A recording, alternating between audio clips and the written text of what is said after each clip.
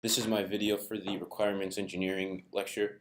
So in this lecture, Grissom talks about the four phases of requirements engineering, and those are first is gathering, then you have negotiation, then modeling and analysis. So in um, gathering information, you're pretty much like talking to different stakeholders, whether that's just plain users or investors in the app, and you're talking about what the customers actually want from an app, and what stakeholders desire from an app, in a very basic sense. That's usually done through like surveys or interviews, or anything like that. But then after you have the negotiation process where you take this information that you've gotten from all the gathering, and you're trying to figure out exactly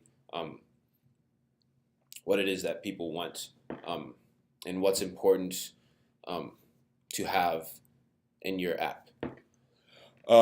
Then from negotiation, you have modeling, where you're pretty much like you're defining what your minimum viable product is, and then from there you're saying what features that customers want should be put in like an MVP versus like later releases of that app, and then analysis is finally where you're kind of reviewing what you have to make sure that you're actually fulfilling customers' wants through that product.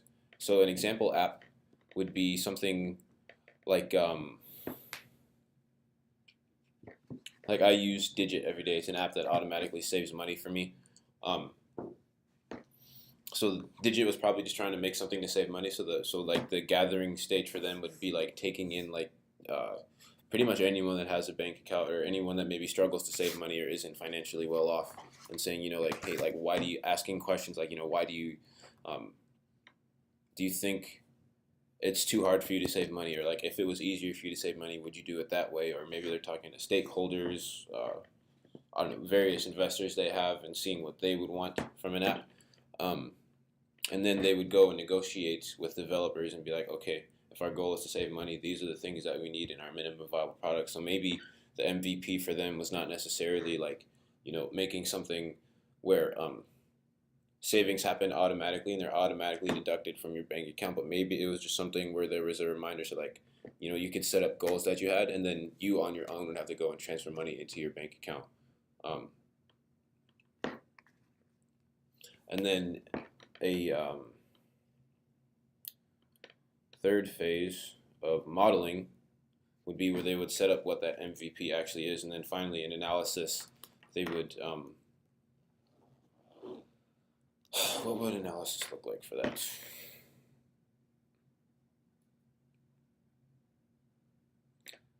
Um, that would be like going over features for that MVP, like saying, like, going back and questioning, like, is that too hard of something to implement? Having users do that, or would that even be useful? Or that would be where they would assess, oh, is having the automatic withdrawal from bank accounts into a savings account on Digit something that actually does need to be in the MVP? And just like kind of asking questions like that to make sure that what's in the MVP is something that's actually useful.